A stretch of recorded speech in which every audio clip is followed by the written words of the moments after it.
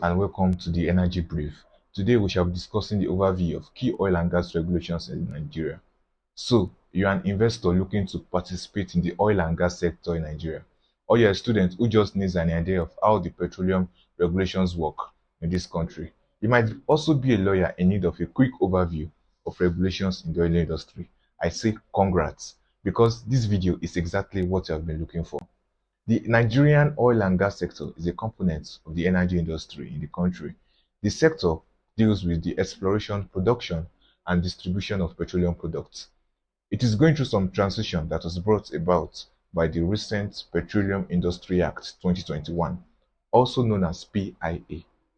So, right now, we have a formal regulatory regime which consisted of the Petroleum Act, the Department of Petroleum Resources, the Petroleum Profit Tax Act, and so on, and a new and current regulatory regime under the PIA.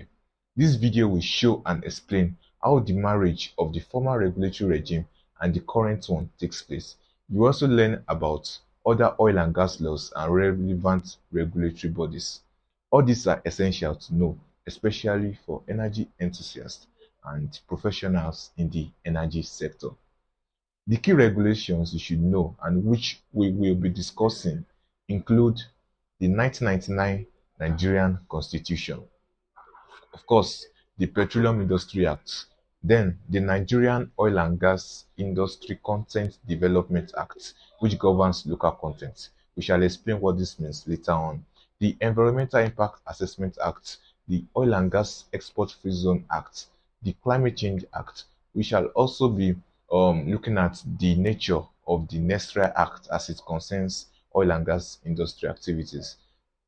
Also, we'll be discussing the National Oil Spill Detection and Response Agency Establishment Act. Other regulatory bodies we'll be mentioning along the line include the Nigerian Upstream Petroleum Regulatory Commission, the Nigerian Midstream and Downstream Petroleum Regulatory Authority, the Oil and Gas Export Free Zone Authority, the Federal Ministry of Environment, and other boards and agencies that are created under the act we mentioned earlier. So first, the Constitution. This is the supreme written law that governs Nigerians and Nigerian government. It vests in the federal government ownership and control of all minerals, mineral oils, and natural gas under or on any land in Nigeria, its territorial waters, and its exclusive zone areas. Compare this to what is applicable in the US, where ownership of petroleum involves a mix of federal, state, and private ownership. Private ownership of petroleum resources in the US can take the form of outright ownership of the oil reserves by oil companies. Meanwhile, here in Nigeria, private interests in petroleum only exist in licenses and leases offered by the government.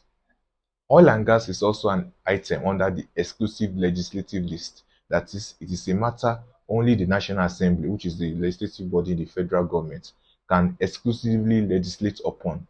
Also, we have the Petroleum Industry Act. As said earlier, the former regulatory regime comprised of 4 key statutes: the Petroleum Act 1969, the Petroleum Profit Tax Act, the Deep Offshore and Inland Basin Production Sharing Contract Act, and the Pipelines Act. These laws have now been consolidated and updated by a new legislation called the Petroleum Industry Act. It was signed into law in August 2021. Now, the PIA does not repeal the former laws immediately, because both regimes coexist until all the licenses issued under the former regime are converted or renewed to bring them under the PIA regime, which is the new regime. Okay, if you are following now. The PIA, being the prominent oil and gas law, introduces new institutional, regulatory, licensing and fiscal regimes for the Nigerian petroleum industry. So this is where you should follow me closely now. The law creates 2 separate regulators for the oil and gas market. We have the Nigerian Upstream Regulatory Commission and the Nigerian Midstream and Downstream Regulatory Authority. The first commission regulates the upstream sector, which involves petroleum exploration, prospecting, and mining, while the authority regulates the midstream and the downstream sectors, which involve petroleum refining, storage, transportation, and sale of refined petroleum products. I made a video on the differences in upstream, midstream, and downstream. You can check it out. Also, under the PIA, the Minister of Petroleum Resources is empowered to issue the appropriate licenses or leases, including the Petroleum Exploration License, the Petroleum Prospecting License, and the Petroleum Mining Lease. I'll give a brief explanation of these three types of licenses which companies get from the minister. The Petroleum Exploration License confers a non-exclusive right to carry out petroleum exploration operations within a licensed area. Meanwhile, the Petroleum Prospecting License grants the holder an exclusive right to drill exploration and appraisal wells and to carry and dispose of petroleum extracted during such drilling, together with the rights conferred on holders of PELs, that is the first license we mentioned. Then the petroleum mining lease lastly grants the holder an exclusive right to carry out the developments and production of petroleum within the lease area, together with the rights conferred on holders of PELs and PPLs. Other provisions of the Petroleum Industry Act concerns protection of host communities through the Host Community Development Trust Fund, the utilization of natural gas as a transition for via the midstream and downstream gas infrastructure fund, and it also includes tax incentives for gas operations. If you love me to do an extensive overview of the Petroleum Industry Act, let me know in the comments section. Next is the Nigerian Oil and Gas Industry Content Development Act, which we will abbreviate as the NCA. In 2010, the federal government of Nigeria enacted the Nigerian Oil and Gas Industry Content Development Act to promote indigenous participation and develop the capacity of workforce in the oil and gas industry. Content here refers to labor, workforce, contractors, operators, and so on in the petroleum industry. So when we say Nigerian content, we mean Nigerian human resources, Nigerian materials, Nigerian services. Are you following? So the provisions of the Act, the NCA, applies to all matters pertaining to utilizing Nigerian contents in respect of all operations or transactions carried out in or connected with the Nigerian oil and gas industry. The provisions of the NCA are mostly directed at operators. Operators are defined as the NNPC Limited, its subsidiaries, and joint venture partners, indigenous and foreign oil and gas companies under any petroleum arrangements in Nigeria. In practice, several sections of the Act impose obligations on not just operators, but on contractors, subcontractors, project promoters, alliance partners, and other entities carrying out operations or transactions in the oil and gas industry. It mandates all operators and contractors to comply with the minimum Nigerian content levels for any particular project or product specification. This comes in handy when competitors are bidding for contracts in the industry, and operators are required to submit a Nigerian content plan to the Nigerian Content Development and Monitoring Board in the bidding for any license, permit, or interest, and before carrying out any project. Although the NCA does not restrict the award of contracts in the industry to Nigerian companies or prohibit the award of contracts to companies that do not qualify as Nigerian companies. It, however, provides that first consideration should be given to Nigerian companies in the award of contracts for all projects in the oil and gas sector. In addition, Section 3 subsection 2 rather, of the NCA provides that exclusive consideration should be given to Nigerian indigenous service companies that demonstrate ownership of equipment, Nigerian personnel, and capacity to execute contracts for works and services related to land and swamp operation areas. So that's exclusively for Nigerian indigenous companies. The Act defines a Nigerian company as a company formed and registered in Nigeria in accordance with the provisions of the Company and Allied Matters Act, with not less than 51% equity shares held by Nigerians. The Act also provides that all companies operating in the industry must employ only Nigerians in their junior and intermediate levels or any corresponding grades, while It also mandates operators to maintain a bank account in Nigeria, in which a minimum of 10% of their revenue from Nigerian operations must be retained. The implementation of this act is carried out by the Nigerian Content Development Monitoring Board. The next key legislation is the Environmental Impact Assessment Act, which we will abbreviate as the EIA. Oil and gas operations invariably affect the environment, so operators must be conversant with the environmental assessment considerations that various regulations provide. Environmental impact assessment is used to identify the environmental, social, economic impact of a project prior to decision making in order to forecast environmental consequences which such projects can result to. The Nigerian Environmental Impact Assessment Act aims to guarantee that any negative effects of development projects or activities are anticipated and addressed prior to the implementation of such projects. Section 2 of the EIA provides that no project or activity in the public or private sector of the economy shall be undertaken, embarked upon, or authorized without prior consideration of environmental effects of such projects at their early stages. An environmental impact assessment is also required, is mostly required where the project falls within the mandatory study list mentioned in the Act. And as you might have guessed, petroleum projects fall under this mandatory study list. An oil and gas company will embark on an EIA study and prepare the EIA report, which will be submitted to the Federal Ministry of Environment. After, the Federal Ministry of Environment publishes the EIA report to the public. An EIA certificate or approval letter is issued then to certify that an EIA has been satisfactorily completed by the operator and that the project may proceed subject to conditions as may be stipulated in the certificate or approval letter. Next is Environmental Guidelines and Standards for the Petroleum Industry Nigeria 2018. This regulation establishes the guidelines and standards for environmental quality control of the operations in the petroleum industry. It imposes obligations on operators in relation to managing and remediating contaminated land. In addition, it provides that all projects in the oil and gas industry must be issued with the requisite environmental permits. Failure to get them may lead to penalties.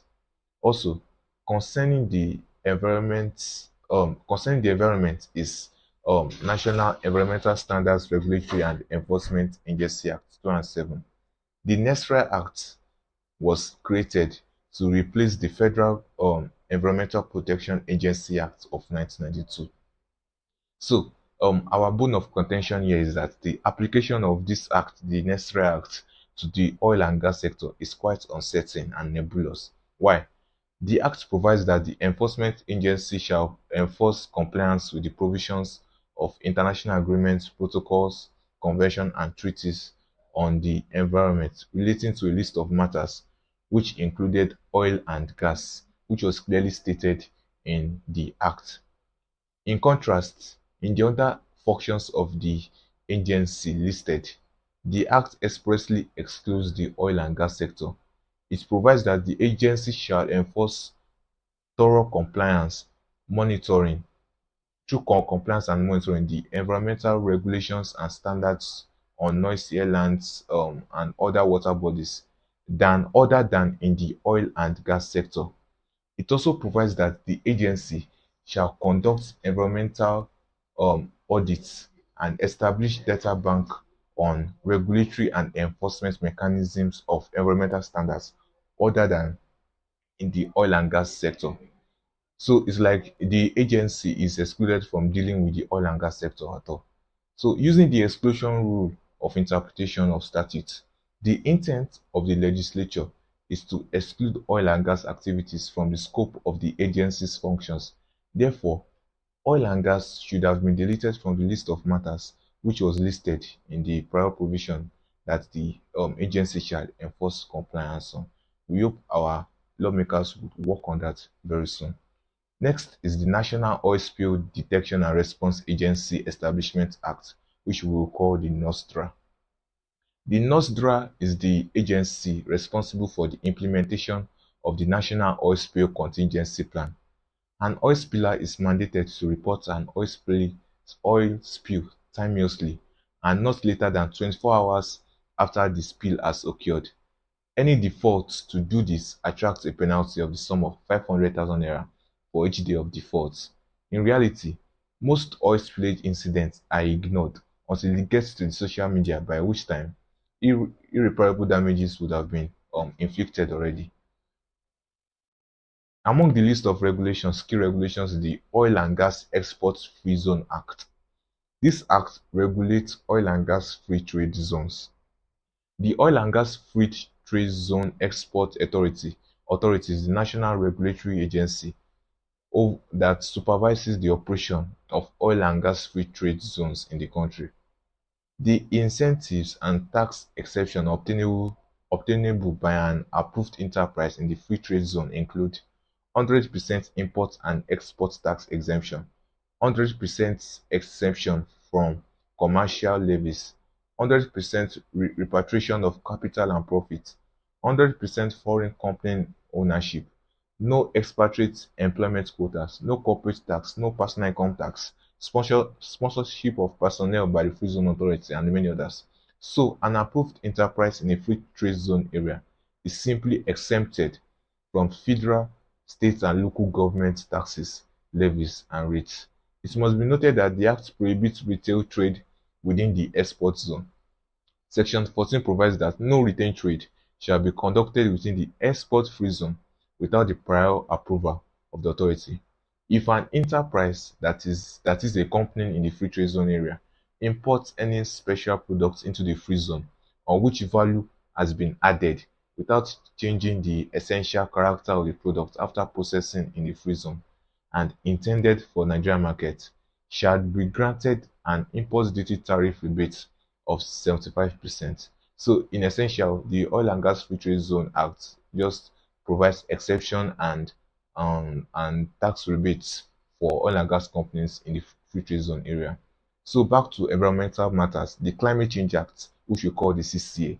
Shortly after the 26th Conference of Parties in Glasgow in 2021, the President of Nigeria signed the Climate Change Act into law.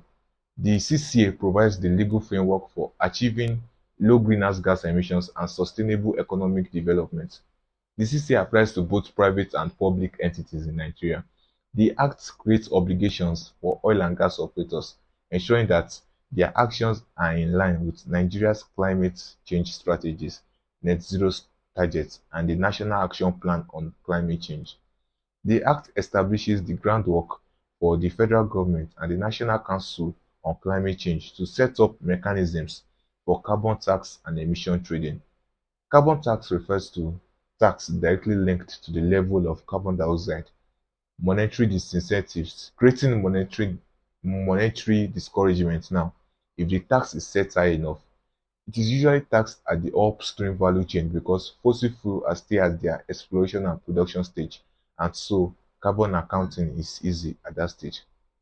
On the other hand, emissions trading is also an incentive towards reducing greenhouse gas emissions, involving government setting a cap on the maximum level of emissions, and it creates permits for each unit of emissions allowed under the cap. Under this system, companies that reduce their emissions below their allocated allowances can sell their surplus allowances to other companies that need them. This then creates a market for emissions allowances, with the price of these allowances fluctuating based on supply and demand. Emissions trading also encourages companies to invest in low carbon technologies and practices. As you can see, the Climate Change Act is an incentive for energy companies to transition to greener technologies. The implementation of this act will set the oil and gas sector's path to reducing carbon emissions and take advantage of its economic benefits. If you were a lawyer to an oil and gas company, these are the regulations and guidelines and laws you would be advised to look into and consider the activities they govern. We should also note that aside these key legislations, there are few other regulations and guidelines and agencies under enabling created under enabling enactments. You can get majority of these guidelines in the official website of the NUPRC, of the NMP, NMDPRA, of the NNPC also. If you like this video, kindly subscribe and share. Thank you.